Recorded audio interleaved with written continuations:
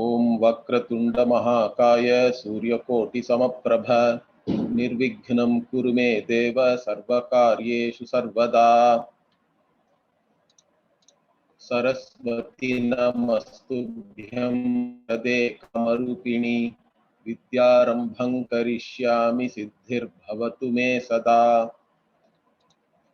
गुरुर्ब्रह्मा गुरुर्विष्णुः गुरुर्देवो महेश्वरः गुरुः साक्षात् परं ब्रह्म तस्मै श्री गुरवे नमः। वसुदेवसुतं देवकीनूरवदनं देवकी परमानन्दं कृष्णं वन्दे जगद्गुरुम्. So we were looking at Karma Yoga, and I was explaining to you why Karma Yoga as a lifestyle is important, because it is the one which prepares you to gain this self knowledge. So how does Karma Yoga prepare one? Means it prepares you by making you free from your own likes and dislikes. So in our Shastra, a human being is looked upon as one who has likes and dislikes, raga and dvesha, attachment and aversion. You can use different words. Now this attachment and aversion becomes a problem when whatever is to be done you don't want to do because you dislike it, and whatever is not to be done you want to do. Now somebody yesterday also they have asked a question, how do we choose, how do we know what is right and what is wrong? There is a question like this. See, as I told you already, all of us know what is right and what is wrong. We instinctively know. That is what we call as conscience. Everybody has a conscience. We all know what we expect from others. In fact, 50% everybody is ethical, everybody is moral. How? With reference to what you expect from others, you are always correct. You know what you want. You don't want anybody to hurt you. You don't want anybody to tell lies to you. You don't want anybody to take advantage of you. Correct? Now, you also know that others also expect the same. So therefore, it is very easy, correct? This is what we say, Samanya Dharma. Everybody is born with a certain knowledge of this Samanya Dharma, or common sense ethics, we can say, or universal values, we can call it. So we say Ahimsa, for example. Ahimsa is a Samanya Dharma. Ahimsa Paramo Dharma also we say. In fact, there is a fake quote is also going on. Dharma himsa tathaivacha, like that. That is not really. They say that it is from Mahabharata, but I am not able to locate it anywhere in Mahabharata. So the Mahabharata, there is a verse on ahimsa paramo dharma, and then it continues with ahimsa only. It praises ahimsa a lot. But again, we have to understand in our Shastra, all these universal values are not absolute. So there are Samanya dharmas, ahimsa, satyam, like this. Many are there. We can list all of them. All these values. And we need not be even taught about these things. We know that instinctively. But then there are also Vishesha dharma, we say. Specific to your role, your situation, your circumstance. There also mostly human beings, we all have certain discrimination, the capability to discriminate is there. So we should know what is right, what is wrong in a situation. So that's why I am telling you, ignorance is not a defense, even in a court of law. Although nobody reads any law book and all that, most of the citizens we don't read. So many laws are enacted by the parliament, assembly, and all that. We cannot read all of that. Even lawyers may not be able to read everything, I think. But still, if you go to the judge in the court and say, I did not know this is the law, that's why I made the mistake, means that's not a defense. The judge will not accept that. Understand that. Similarly, we all are expected to know what is right and what is wrong in a given circumstance, in a given situation. Okay, let us say you are confused. You don't know what is right or wrong. Even then, it is not a defense. Why? You are expected to go and get clarified. Okay. You are expected to go to such people who are dharma kamaha, who are interested in establishing dharma, and who are not interested in their own, they do not have any conflict of interest, correct? They are not interested in securing something for themselves. They are only interested in establishing dharma. Such a person you have to get, typically your elders in your family or your guru. So you have the responsibility to know what is right. Understand that.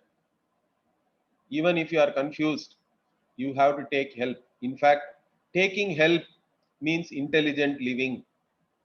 This is important thing. What is intelligent living? Intelligent living means taking help when you need it. There is nothing wrong in that. In fact, everybody is interdependent, correct?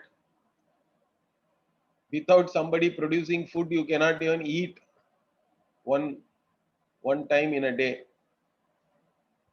So we are all interdependent in all ways. So nothing wrong in seeking help whenever you require. And you have to seek help from Ishvara also, correct? To make the right choice, okay, Ishvara, guide me. So Ishvara also we take help. We can do prayers. And you have to take help from every other avenue which is available to you. That is intelligent living. So how do I know what is right or wrong? Either you know it yourself, or if you are confused, you have the responsibility to get clarified and know what is right and what is wrong. Okay. Assuming you know what is right and what is wrong, still the problem is not solved. Understand that. The problem is that I have no inclination to do what is right. And I have all the temptation to do what is wrong. That is human being. That is because that's what Bhagavan said, correct? Indriyasya arthe ragat vesho vyavastitau. Because likes and dislikes are there with reference to different sense objects, and you are a slave to those likes and dislikes. If you do not analyze and if you do not change your attitude, then you just go along with that without thinking about what is right, what is wrong, how we are affecting others. That is a problem. Is that clear? So this is one thing. So human being is subjected to likes and dislikes, but you are supposed to not come under their spell. Tayorna vashamagachet. Why? Because your likes and dislikes are your enemies. Why Bhagavan is saying that? Because even for general people also it is a problem, because likes and dislikes are not allowing you to do your dharma. It will lead you to adharma. Adharma means Drishtaphalam also is a problem. Fear and guilt. Adrishtaphalam also is a problem. Papa. So likes and dislikes will take you to only guilt, fear and papa. But If you are a mumukshu, you are a student of Vedanta, then also these likes and dislikes are a problem. Why? Because every like and every dislike is only implying that you are a lacking, wanting person. Understand that. But what is the struggle of a mumukshu? Mumukshu means one who desires freedom. Freedom from what? Freedom from all limitations. Because a mumukshu has analyzed and arrived at a conclusion that I have a fundamental problem. What is that fundamental problem? One of self non acceptance. I am not able to accept myself as I am. So I want to become something. But whatever I become, I am fundamentally the same limited individual.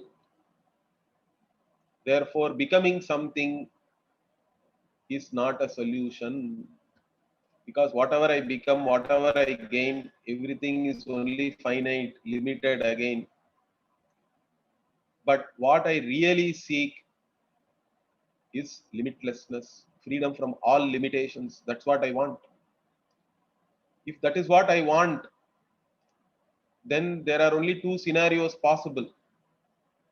One is I have to be already limitless, because limitless cannot be newly created. Limitless means it is limitless with reference to time, with reference to space, with reference to all the objects. That's how we look at limitless or Ananta. If it is limitless with reference to time, then it must be already there, correct? It is all, it must be there. It must have been there. It must be there. It will be always be there. In fact, it is free of time itself. Similarly, if it is limitless, I don't have to go to some Golok Brindavan, because it has to be here and now, correct?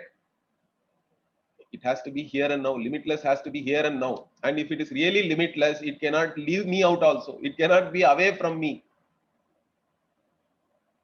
That means it has to be me, in fact. So either I am already the limitless, or limitation is my nature. If limitation is my nature, I should be able to accept it happily and I need not struggle. But the very fact that I am instinctively always struggling to become something, to get rid of different limitations which I see in myself, points to something, correct? Points to the fact that you are really limitless. Then why do I not know? That is ignorance. So you are not knowing yourself. You don't know who you are. Your reality, you have never analyzed yourself, who you are. That is the problem. You take yourself for granted and then you suffer. You never thought about who I am. Everybody gave you some identity based on your body, mind, sense complex. You are also going along with that. But what is my reality? That has to be inquired into, analyzed.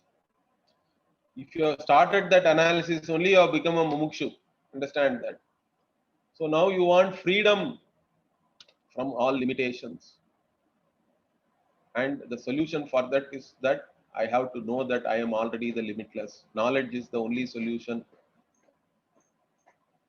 But what is standing between me and this knowledge? My own likes and dislikes. Why? Because each and every like and dislike, binding likes and dislikes only imply that I am a limited, wanting being. Understand that. That is why Shastra is first saying you have to prepare yourself by becoming the master of your own likes and dislikes. Do not come under the spell of your likes and dislikes. Okay, it is very easy to say all these things. Means Shastra is not just giving advice. Understand that our Shastra is not a system of belief. Just we can preach anywhere, or it is not just some advice. The Shastra also is pointing out certain facts. You have to understand certain facts and change your attitude based on that. And one of the most important facts is what? I have choice with reference to action. Karmani eva adhikaraha. So I have choice with reference to action. I can do, I need not do, I can do differently, but I have no choice with reference to the result. I am not the author of the results. I am not the cause of the results of action. That is coming only from Ishvara. And there are other hidden factors, unknown variables involved other than my effort. This fundamental fact one has to understand. Is that clear? Without understanding this fact, many people think that they are themselves the authors of their results of action. If you think like that, you are setting yourself as a failure, because nobody can be always successful. In fact, this is very clear in cricket or in sports also. We see that all the time, correct? Even the most successful batsman will get out, can get out on zero. In fact, baseball is a very interesting game. In baseball, the average, at least in cricket, the average is 50, 60, like that. In baseball, the average is in decimal points.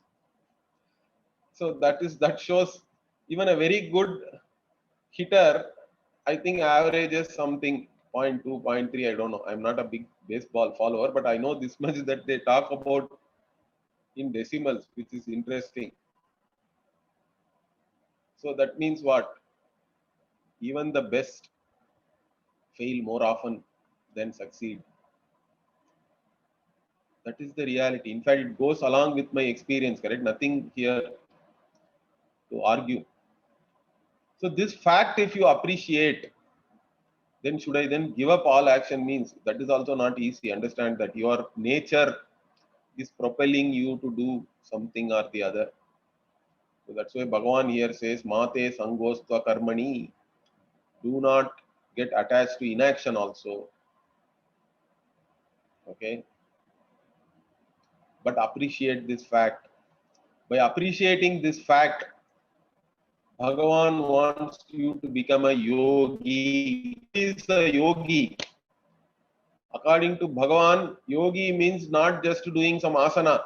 Of course, I am not saying that you should not do yogasana and all that. Many people even come to Vedanta only by attending some yoga classes and all that. So I have great respect for Hatha Yoga, and you have to do yoga. If you can do yoga daily as a regimen, that is a great thing. That's a great discipline in itself. And it gives you a lot of benefits physically, mentally also. Yoga, pranayama, all these things one has to take up. But in the words of Bhagavan, for you to be a yogi, just doing physical asana is not good enough. Understand that. Who is a yogi? Means Bhagavan will let, in fact, in this set of 8 verses, we are not seeing it. But Bhagavan says, Samatvam Yoga Uchyate. Means yoga means equanimity. Equanimity means what? Equanimity of what? Equanimity of your mind only. Equanimity of yourself as an individual.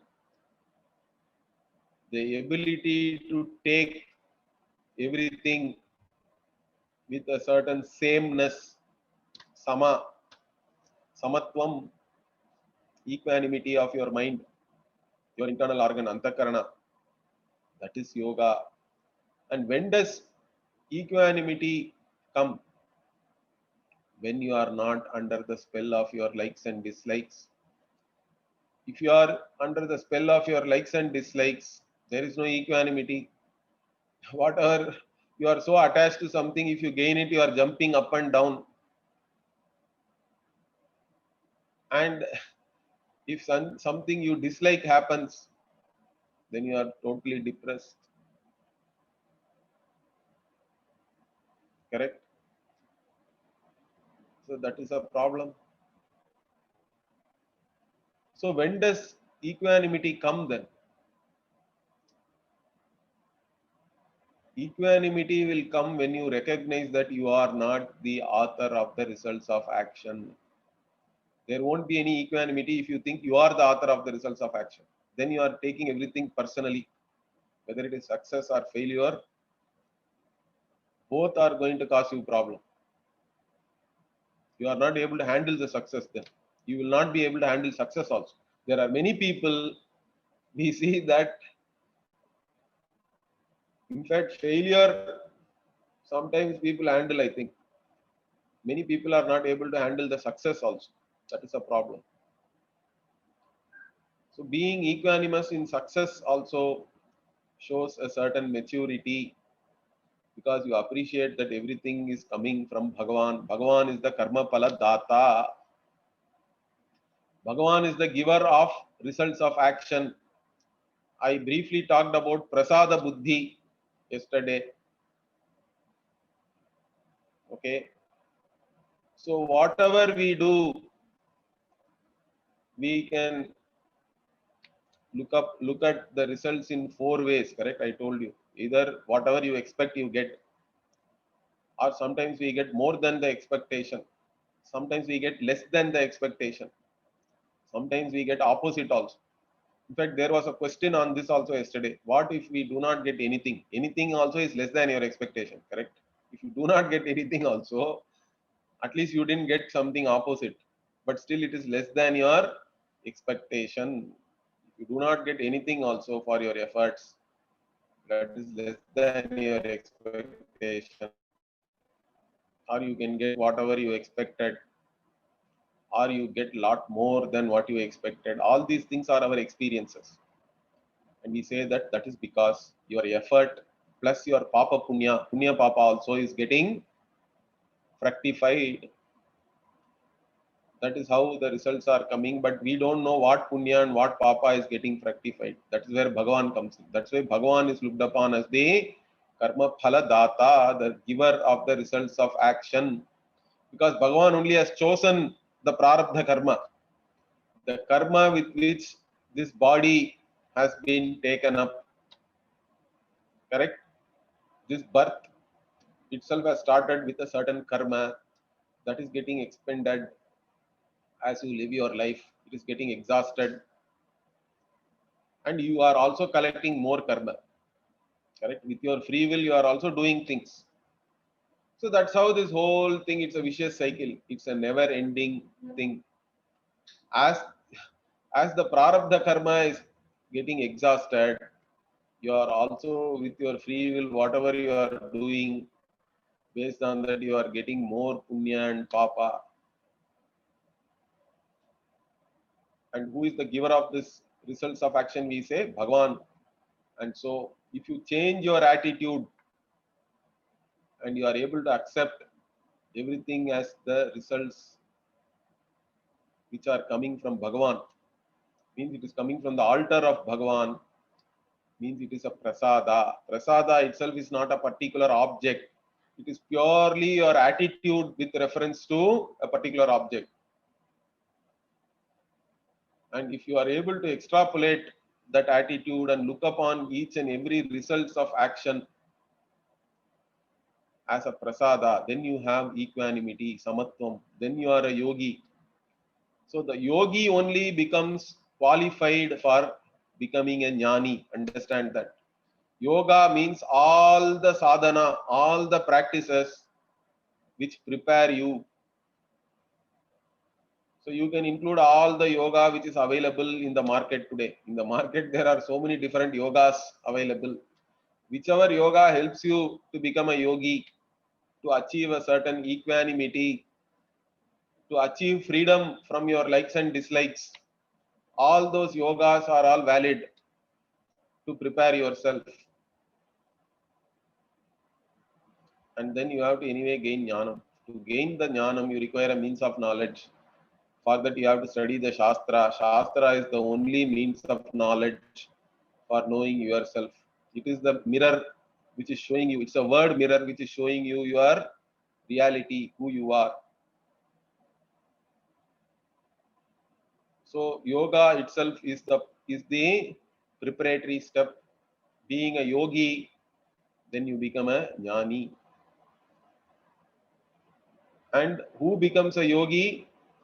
Mumukshu becomes yogi. Again, understand that you should have appreciated your fundamental problem and you are now seeking solution differently from others. Just doing social service also is not very social service.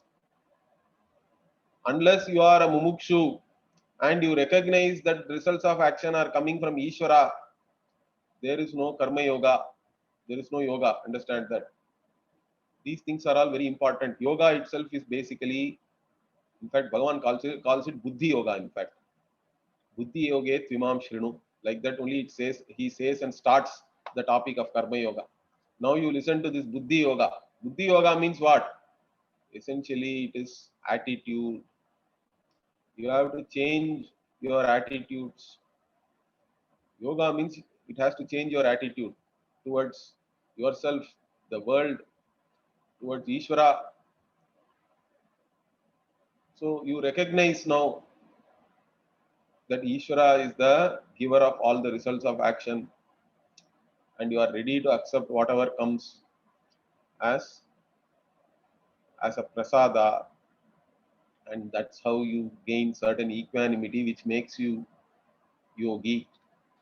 That equanimity only will prepare you to become a jnani, correct?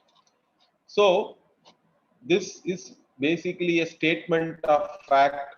Whatever Bhagavan is saying here, this particular appreciating this fact, you change your attitudes towards the results of action and become a yogi by gaining samatvam, equanimity. Now, next verse also is in the 18th chapter. So, how do I still do what is right? Like I have been telling you, you have to do what is right, what is wrong, you should avoid. Whatever is right, you have to do. Whatever is wrong, you have to avoid. Whatever is dharma, there you have to have pravritti. And whatever is adharma, there you have nivritti, you avoid. So in this context, in the 18th chapter also, Bhagavan repeats the same teaching in the form of, because our Shastra is like this. Initially, second chapter itself presents the entire thing. Then Arjuna asked a question, otherwise the third chapter wouldn't have started. Then Arjuna keeps on asking questions. So it goes on and on. 18th chapter, again, finally he asks one question. Then Bhagavan is again summarizing the entire teaching.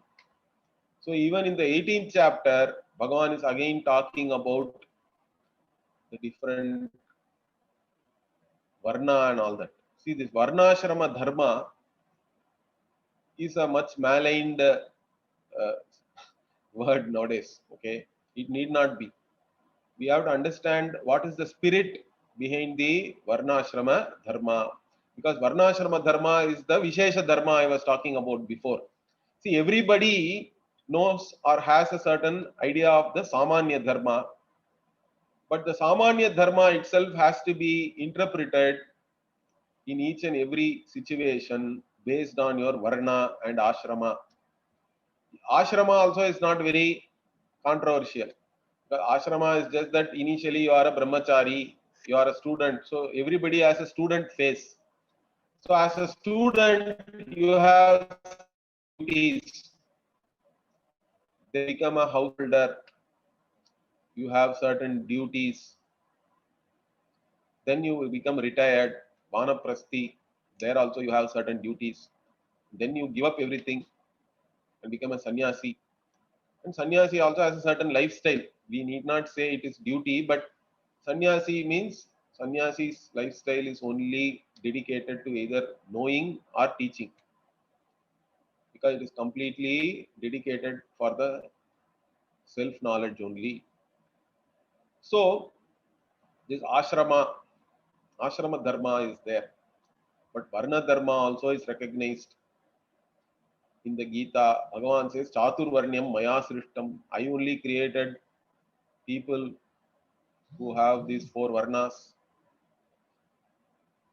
Guna karma vibhagashaha, he has said, where I have these people are all divided based on their guna and karma. Now there is a big debate whether this guna karma is by birth or not. In fact, most of the acharyas, even if you go to some Shankaracharya today and ask them, they will say it is by birth only. In fact, by taking it as by birth, it is easier to arrive at your own duties.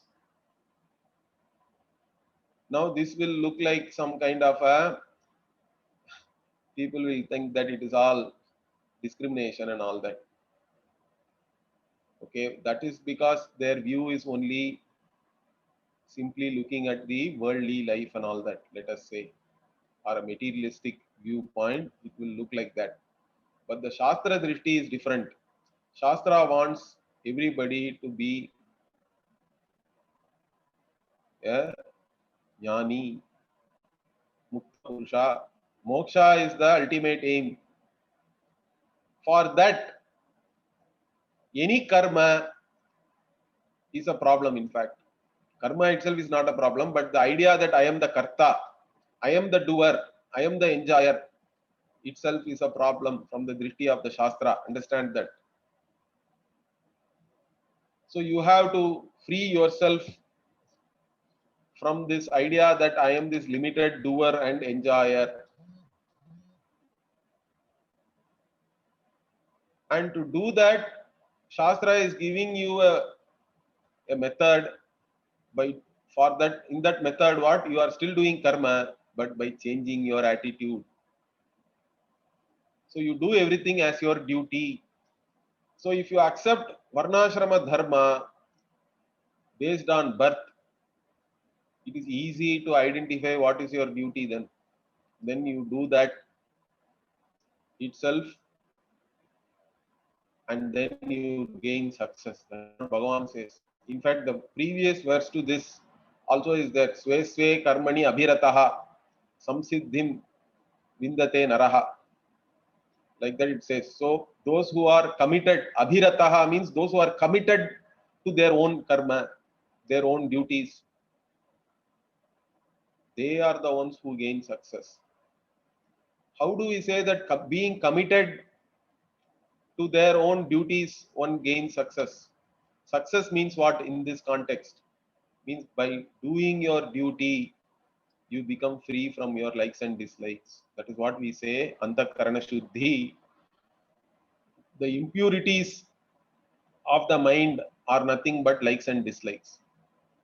Purity means you are free from these likes and dislikes. There are no binding likes and dislikes, means your mind is pure. Then you are ready for jnanam. Then Shravana Manana Nididhyasanam is easy. Teaching the Shastra is not a difficult thing. Vedanta Shastra is in fact one of the easiest thing to teach and to understand also. The only problem is for you to become prepared. If you are a prepared student, Vedanta Shastra is very simple. In fact, Ramana used to sing Ayye Ati Sulabham, like that. In fact, it is very, very simple, very easy. It's not simplistic. In fact, self is the only thing you can know completely. All other things, objective knowledge, you can never know anything completely. Understand that. I can keep on asking why, how. You have to stop somewhere and say it is like this only. You can never know anything. All experts are, who are all these experts and specialists? They know more and more about less and less. Those are the guys nowadays. They are called experts. Sometimes they miss the overall picture also because they are only focusing on something very narrow. So you cannot know anything completely in this world of Maya, these objects, because objective knowledge can never be complete. Self alone you can know completely because it is nirguna. It is not having any qualities. It is complete whole. As a conscious being, you have to know yourself. That's all. That is very easy to know actually. But you have to prepare. And how do I prepare myself for that? Do your duty. Okay, let us say nowadays in the West there is no Varnashrama Dharma. Even in India, in fact, there is no Varnashrama Dharma. At least Ashrama Dharma can be there. Varna Dharma is all gone. There is no system like that. But still, we have to take the spirit of that system. The spirit of that system is doing your duty. So, if you are not able to arrive at your duty based on your birth and Varna and Ashrama, at least you have to arrive at your duty based on your current situation, circumstance. Identify your role. You have joined the army, means you have a certain duty, correct? You have become a police, means you have certain duty. You have become a teacher, you have gone into a university, means you have your duties. So at least based on whatever occupation you have chosen now, or you have sometimes you have chosen your occupation, sometimes you are forced by circumstances to take up some occupation, whatever it is. Being a student of Vedanta, whatever occupation, whatever stage of life you are in today, identify your duties for that. It's not very difficult. You can always identify your duties. In fact, nowadays there are even certain models they talk about, interestingly. What is that? What are all the capabilities you have? Capabilities and resources you have. That is one thing, one set you have to have. Okay. Then what you are passionate about in that, with those resources and capabilities, what you can do passionately, that will be a subset. Even in that, what really helps everyone, because you can be passionate about so many things.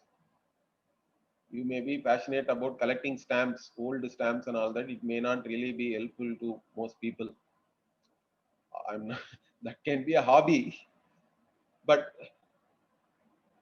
so, and also whatever you are, you have resources and capabilities, whatever you are passionate about, whatever helps the society in general, and whatever also makes you some money, correct? So that you can lead a certain standard of life, whatever you are used to. All these four things hopefully will form a certain intersection and have at least a subset of activities for you to choose from. That is your duty then. Is that clear? I hope you can analyze like this and arrive at your own duties. Once you have arrived at your duties, don't keep on changing that. If you keep on changing that, then there is no problem in what you are doing really. Whatever you may be doing, every activity can be done with a certain attitude. You can learn to enjoy it, understand that. But if you are not able to settle down on anything, means the problem is you, not what you are doing. So be clear about that. You are hating yourself, in fact. Most people, in fact, hate themselves. That is the core problem. If you hate yourself, you will also hate whatever situation it is, whatever you are supposed to do, whoever is related to you. Everywhere there is a problem. So you have to fix yourself. Psychologically also there may be some fixing may be required. Many things are subconscious also. That is the problem. Consciously everybody is a nice person. Many things are coming from your subconscious. You are not able to control that also. That's where again you have to seek help even for that. That's where again prayers, tapas is very important. Okay, certain life of discipline is very important. So you identify your duties, whether based on your birth, varna, ashrama, or otherwise. I gave you one kind of a way, you can say methodology. So you identify your duty and do it. And again, that duty should be whatever is right in a particular circumstance, situation. Means by that you are now doing archana to Bhagavan. That's what he says here. Yatah pravrittir bhutanam yena sarvamidam tatam swakarmana tamabhyarcha siddhim vindati manavaha. Yataha, from whom, bhutanam pravrittihi means what? All the beings are coming from whom? Okay, all the creation of all the beings are from whom? And by whom? Yena sarvamidam tatam. All that is here is pervaded by whom? Who sustains everything. And into whom only everything goes also. That is also understood. Everything resolves back into whom? That is the Ishvara, Bhagavan, Sarva Shaktiman, Sarvajnaha, all knowing, all powerful, all pervading. How do I worship? See, normal concept is what? You have to do some prayer, puja, yajna, japa. Specific things are also there. But here Bhagavan is talking about something different. In fact, in one way you can say that he he doesn't negate them directly, but he is talking about a bigger thing here. Okay, he says that do your duty, do whatever is right in a particular situation. That itself is a worship. Then you are worshipping me. Swakarmana, through one's own duty, abhyarcha, having worshipped me. Okay, manavaha siddhim vindati, the human being gains success. So this is the route for success which Bhagavan is giving you. Do your duty in spite of your likes and dislikes. In fact, doing your duty or doing whatever is right in a particular circumstances is not even a choice. For a mature person, there is no choice between right and wrong. I already told you, correct?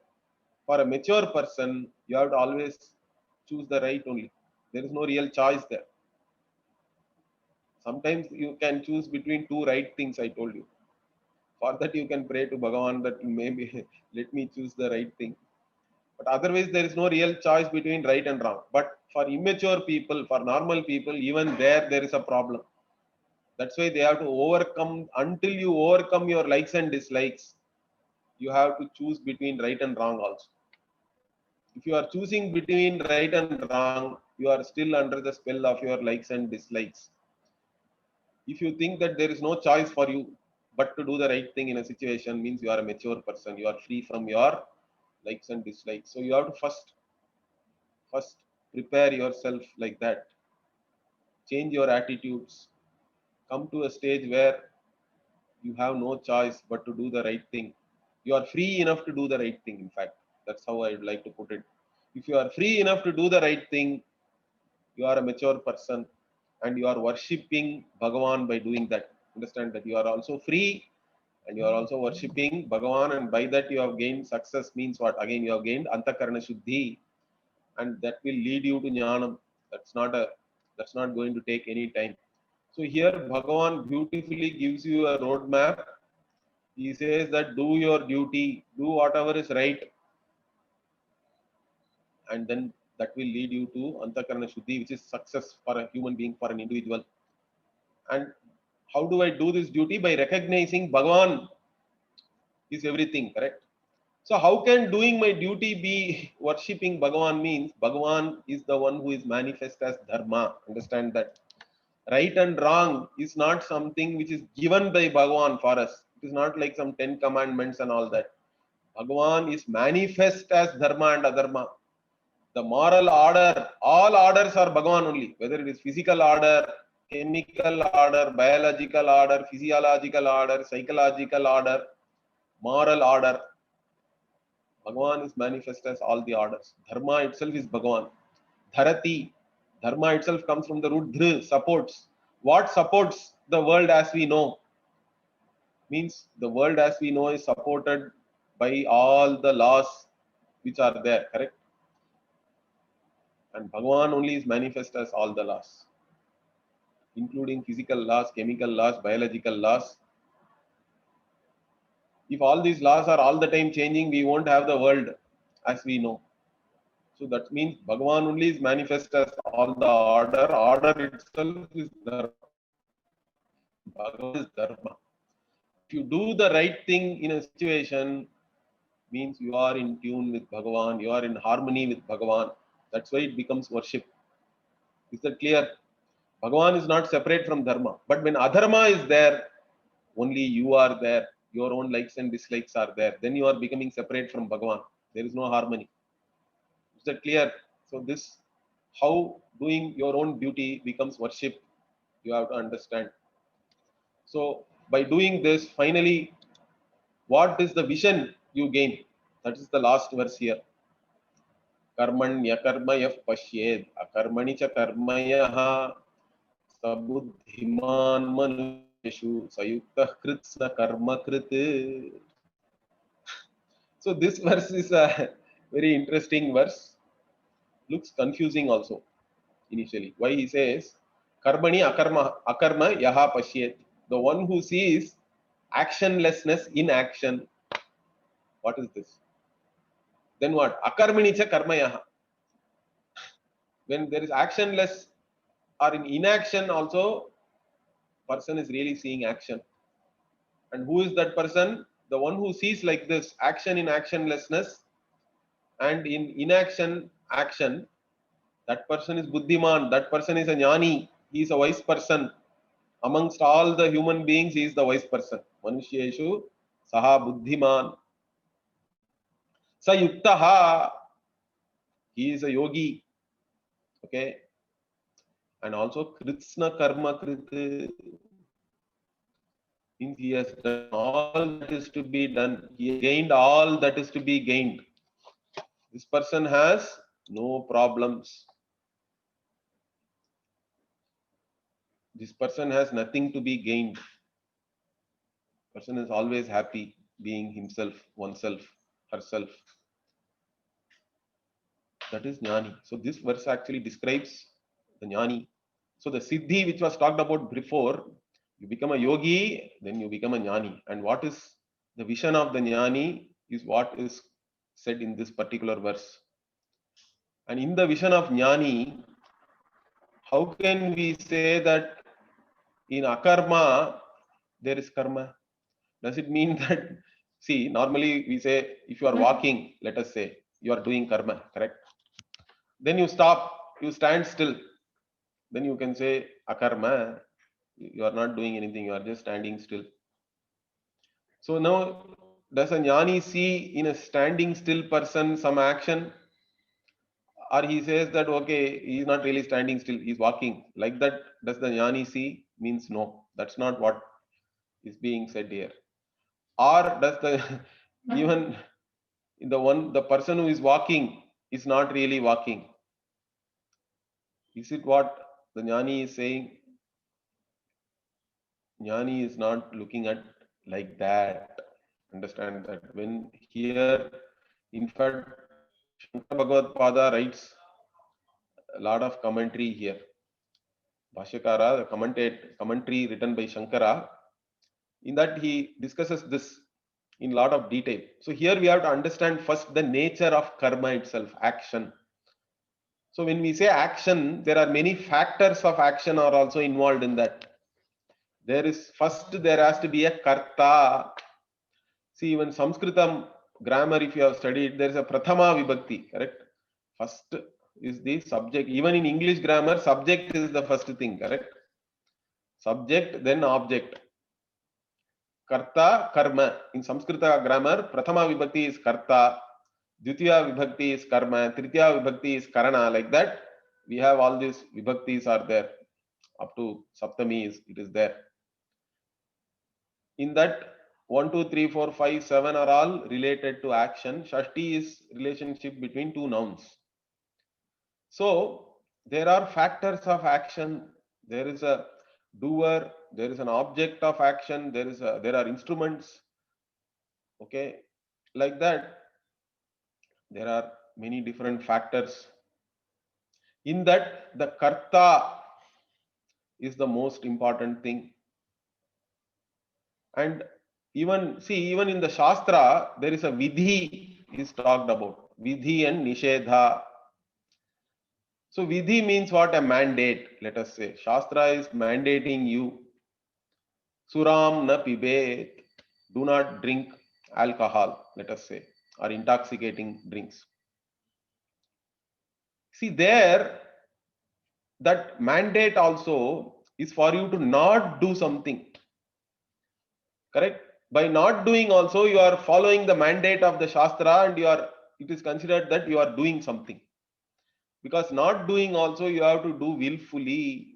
Because you have a tendency to do, then you use your free will and you do not do that. Means willfully you are not doing something also is doing only. It's also an action. That's why even standing still is an action, correct? You you stand still for how long? Or even sitting still is an action. It's a problem. Many people cannot stand still or sit still because you are consciously trying to not do anything. Willfully, if you do that, that itself becomes a stress. That becomes a problem. In this lockdown period, we can all understand that very easily. So, from the Shastra, Vidhi and Nisheda also, if you see, both doing, Shastra tells you to do certain things also. Nitya karma you are supposed to do. Every day you are supposed to do certain things. And some things you are not supposed to do. Both are karma only. So, that is one fact we have to appreciate. Then, this action itself is possible only because you consider yourself as a karta. The karta is the main factor of action here. Now, as long as you think you are a karta, you are supposed to do your duty. That we have seen already. You are supposed to do whatever is right. But here, we ask a fundamental question: are you really a karta or not? The kartritvam, the idea that I am a doer, the doership itself, whether it is my nature, that has to be analyzed. See, whatever is satyam or truth, we define it as that which can never change, that which can never be negated once it is ascertained as this. Yad rupena yan nishchitam bhavati, tad rupena tanna vyabhicharati iti satyam. Like that, Shankara says in the Taitriya Bhashya. So, in a particular way, you have ascertained that this is this, then it never changes. It can never be negated in all three periods of time. That is truth. Now, if I say I am a karta, in reality means I have to be always a karta, correct? But are you a karta in deep sleep? In deep sleep, there is no kartritvam. There is no doer or enjoyer in the deep sleep. That means this kartritvam comes and goes. It is only a transient attribute. I by mistake take myself as a karta. That is all ignorance. So, Jnani sees, in the vision of Jnani, one is not a karta. That is the Jnana. If you are a karta, you are limited. You are doing things with the factors of action. All the factors of actions are limited. But in reality, you are the limitless conscious being. So if you appreciate that, then you are no more a karta. You are not a bhukta. You are not a doer or enjoyer, because doer itself is there only for the sake of the enjoyer. So you are not the enjoyer of any limited results of action. You are not a karta or a bhukta.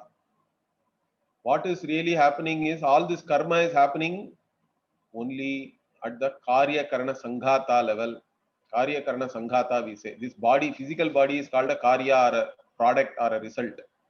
It is a result of your own past karma. And all the mind and the sense organs are all called karana because they are the instrument you use. These instruments you use while this activity is happening through the physical body. Now, all these things, the action itself is there only here. and we identify with our mind, body, senses, and all that. That itself is wrong. That is the basic mistake we do. If you identify yourself with all these things, then along with that, all the problems start. Along with the individual identity, all the problems of the individual are starting. If you don't identify with that, then you are a jnani, because your identity is different. Your identity is as the limitless conscious being. So that is what you have to establish yourself in. Nishtha, you have to gain jnana nishtha. So the jnani is established in this vision. And for the jnani, even though the physical body and all is doing something, the jnani has no identity with reference to that as I. It's all part of Ishvara's srishti. Whatever is happening is happening. There is no personal identity with any of these things. That's why even though the physical body, etc., are doing, action is there. For a jnani, there is no identity as an actor. Jnani does not look upon oneself as an actor only. So there is only akarma everywhere. And wherever even normal people say that I am not doing anything, they are actually doing, because with their free will, they are actually trying to not do anything willfully. So the one who has understood the nature of this karma itself like this, and one who has understood that oneself is not a karta or a bhokta, a doer or enjoyer, that person is the wise person. That's the wise person Bhagavan is talking about here. And that person is the one who is established in this truth, in this identity, yuktaha, yogi. And for that person, nothing needs to be done, because that person is not interested in any results of action. All action are problem. See, that is why even varnashrama dharma and all is not a problem from the Shastra standpoint, because for Shastra, as long as you are an actor, whatever you may be doing, you are having problems, correct? It's not about whether Brahmana karma or Shudra karma or anything. Any karma can become yoga as long as you are doing it as your duty. Understand that there is no low karma or high karma and all that. Depending on your abilities and your tendencies, let us say, you do certain things. Your guna. That's all. But by doing that only, you become free. You gain this knowledge. Then finally, that I am not a karta. So that is what is talked about here.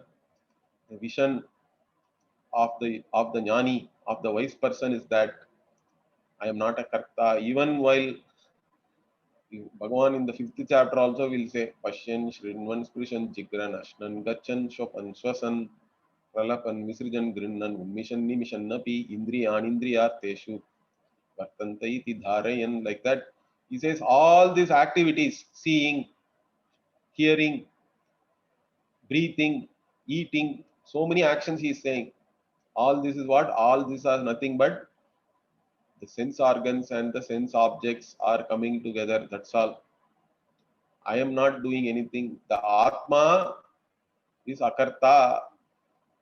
Whatever I see is not I. That is the simple analysis we first do. Understand that. The subject can never be the object. Whatever you are knowing as an object of knowledge is not you. In that, your body, mind, sense complex also are included, correct? You know your body. You know whatever thoughts are there in your mind. So you are not your body, you are not your mind, you are not your sense organs. You are the conscious being who is limitless, unchanging, who is the invariable in each and every cognition. You are the changeless consciousness in each and every cognition. In fact, we miss that. That is the thing which is there always. That's why we miss it, I think. So you are the changeless consciousness in each and every cognition. Into you only each and every cognition resolves. That is you. You are the basis for both the subject and object. That vision you gain, then you are not a karta or a bhokta or anything. You are the whole. You are the limitless already.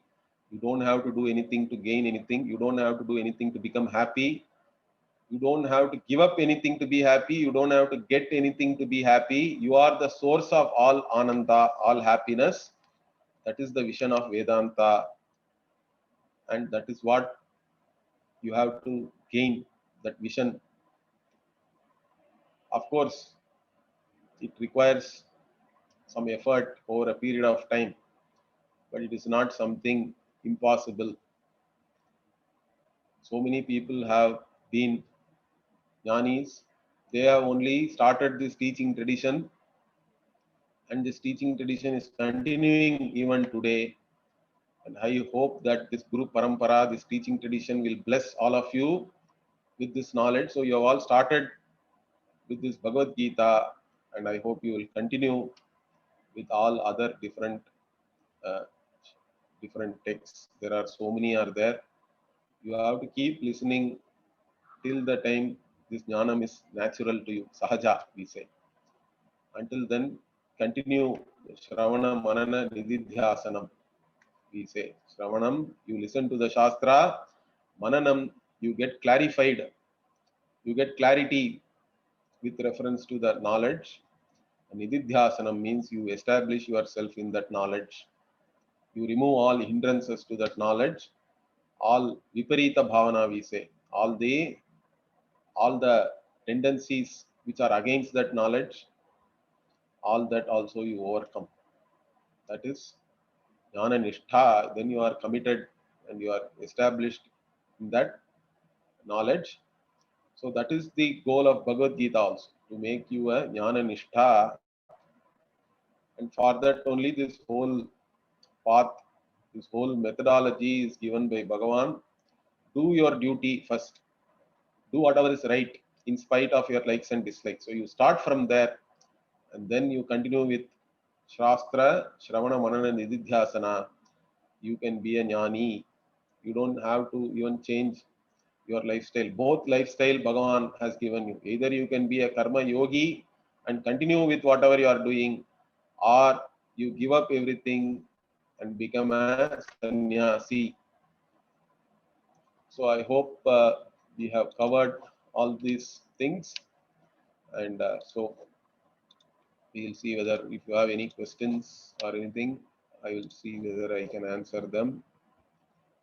Okay, there are some. If one acts on their likes, dislikes as per dharma, but the results don't affect them, does that lead to equanimity? Yes. If your likes are right and your dislikes are wrong, then you are spontaneously dharmic, and you are anyway going to take things as they come. Okay. So that is good. Then what? If we did some papa karma in the past knowingly and how to correct it, means you do. That is why prayaschitta is there. So that is what astrologers are always telling you, that only, correct? You are supposed to do some prayaschitta karma. So they only predict your prarabdha, and then to neutralize that, you can always do. Of course, if you keep doing your duty only, that itself is a form of prayaschitta only. But other than that, you can do certain specific prayer and worship, yeah, all those things. Okay, so I hope that also will, yeah. Om Purnamada Purnamidam Purnat Purnamudachyate Purnasya Purnamadaya Purnamevavashishyate. Om Shanti Shanti Shanti. Harihi Om Shri Gurubhyo Namaha. Harihi Om. धन्यवाद जी. धन्यवाद. Thank you. ಧನ್ಯವಾದ ಗುರುಜಿ. धन्यवाद गुरुजी. धन्यवाद.